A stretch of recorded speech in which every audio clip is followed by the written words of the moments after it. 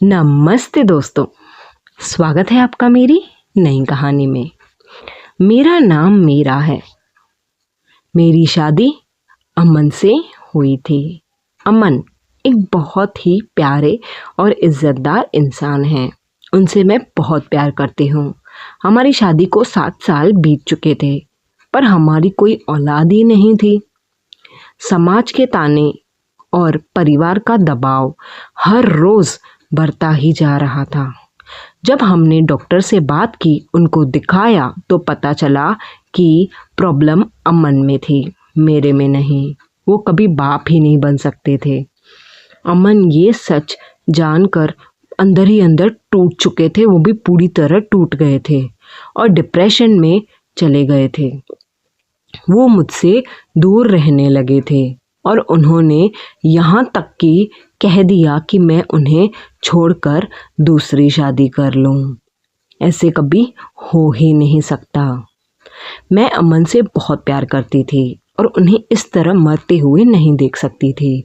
मुझे हर हाल में इस घर में बच्चे की किलकारी चाहिए थी, ताकि अमन का घमंड और उनका सर समाज में ऊंचा रहे।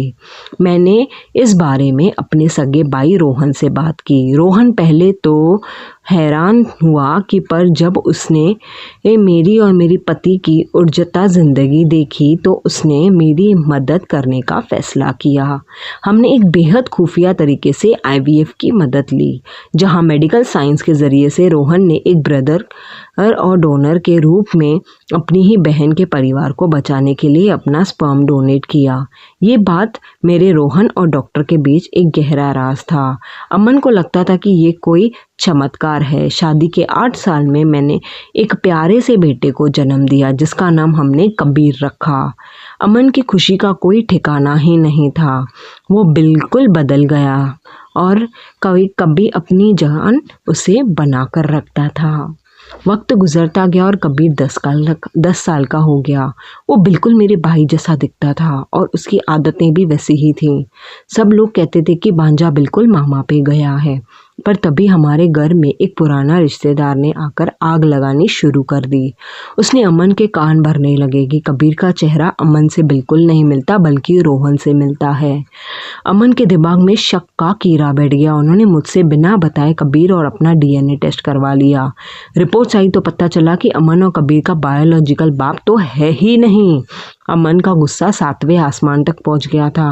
उन्होंने सबके सामने ये रिपोर्ट मेरे मुंह पर मारी और मुझे और रोहन को चरित्रहीन, कैरेक्टरलेस कहकर घर से निकालने को कह दिया।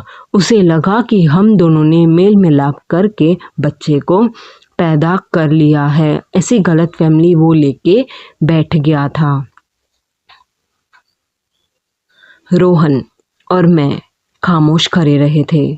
हमारे पास कहने को कुछ था ही नहीं, क्योंकि हमें अमन की मर्दानगी और उनकी इज्जत बचाने के लिए ये राज छुपाया था। लेकिन तभी हमारे घर वही हॉस्पिटल के डॉक्टर पहुँचे, जिन्होंने 10 साल पहले ही मेरा ट्रीटमेंट किया था।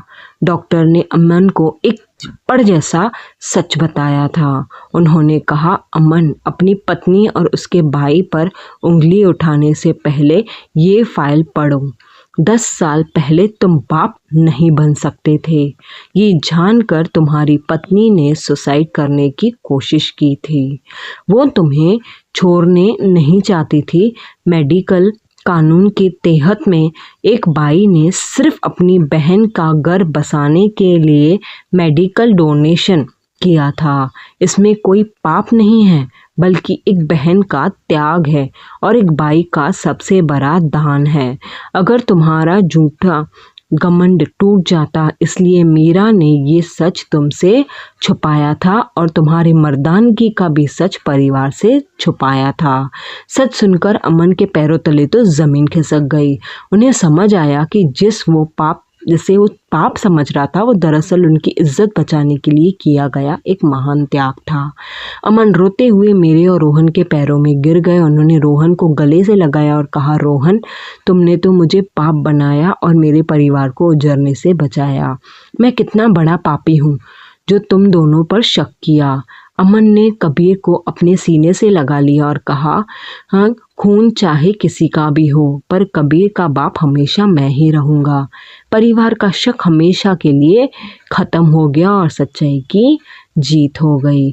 आग लगाने वाले तो लगाते रहते हैं, पर अपनी बीवी पर ज़रूर भरोसा किया करो।